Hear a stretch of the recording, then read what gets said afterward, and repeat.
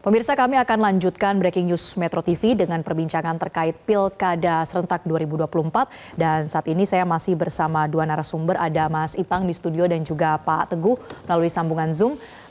Mas Ipang, tadi sebelum jeda kan kita sudah bahas ya, apa kemudian komunikasi politik yang efektif. Dan ternyata kita temukan ini sebenarnya bukan perang bintang mungkin ya, tapi perang dari kekuatan atau sumber daya lainnya yang dimiliki. Kira-kira sejauh ini mana kemudian yang lebih unggul dari dua kandidat yang sudah ada?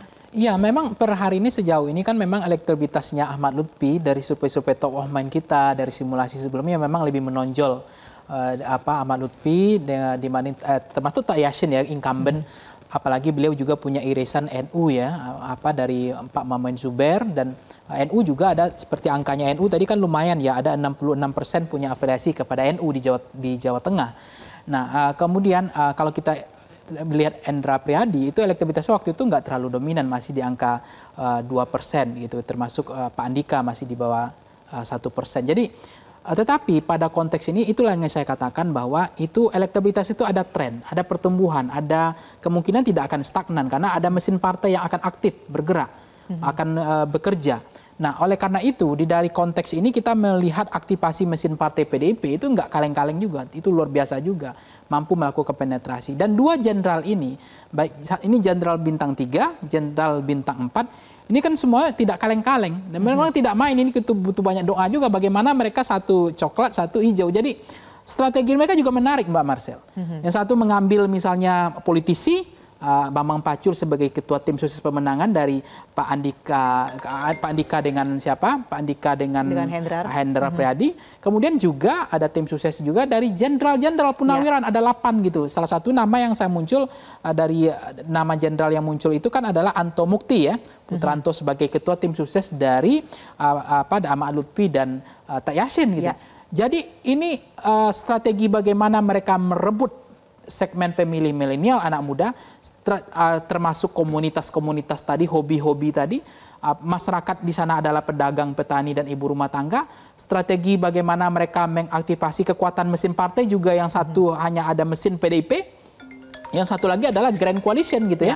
Grand Coalition yang cukup gemuk itu ada dalam koalisi Indonesia Maju. Di situ ada Pak Prabowo. Dan yang ditunjuk oleh Pak Prabowo sebagai ketua tim sukses juga tidak main-main. Semua itu adalah Purnawiran bintang-bintang semua gitu. Ya. Ada 8 bintang. Tokoh-tokoh yang kemudian dekat juga dengan Pak Prabowo. Dekat gitu, dengan Pak Prabowo. Salah satunya ada, setahu saya ada 8 Purnawiran jenderal dan itu bintang semua. Jadi ini yang menarik adalah apakah memang ini akan terjadi pertarungan. Karena dalam pilkada itu biasanya Mbak, ada yang disebut dengan belanja suara. Itu yang namanya food buying.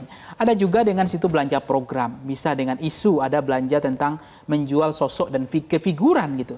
Tetapi di Jawa Tengah ini tantangan challenge tentu akan berbeda nanti. Karena ini akan langsung menjadi etalase politik nasional, akan menjadi Mbak Marcel perhatian nasional. Langsung yang turun itu adalah orang-orang partai di DPP partai. Akan menjadi perhatian nasional ya, bagaimana Jawa Tengah sebagai pemilik DPT terbesar ketiga secara nasional. Nah, Pak Teguh, bagaimana melihat Jawa Tengah sebagai yang cukup besar suaranya dan juga partai ID-nya ternyata kuat di sana. Bagaimana Anda melihat peluang dari persaingan antara Kim Plus dengan PDI Perjuangan, kandang banteng di sana?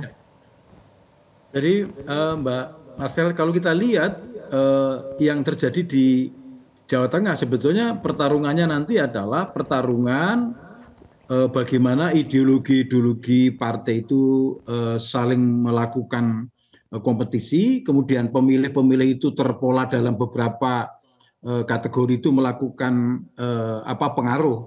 Salah satunya adalah yang tadi di awal kita sebutkan, salah satunya adalah tadi pemilih ideologis.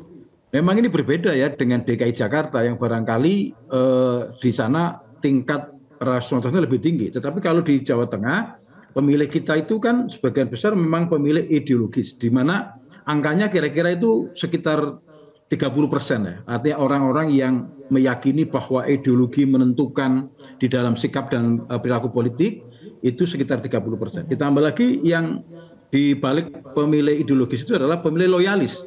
Yang tadi saya kira Mas Ipang sudah menyebut bahwa ini barangkali didorong digeser dengan uang, dengan iming-iming itu barangkali nggak akan berubah. bahkan Baik misalnya ya, pemilih yang politik loyalis, uang. rasional, dan tapi Ya kemudian betul. juga ini Yang ideologis tadi ada itu. pengaruh dari normalisasi politik uang. Pak Teguh, kita akan lanjutkan perbincangan usai jeda. Kita harus break terlebih dahulu. Pemirsa, tetaplah bersama kami di Breaking News Metro TV. Jelajahi cara baru mendapatkan informasi. Download Metro TV Extend sekarang.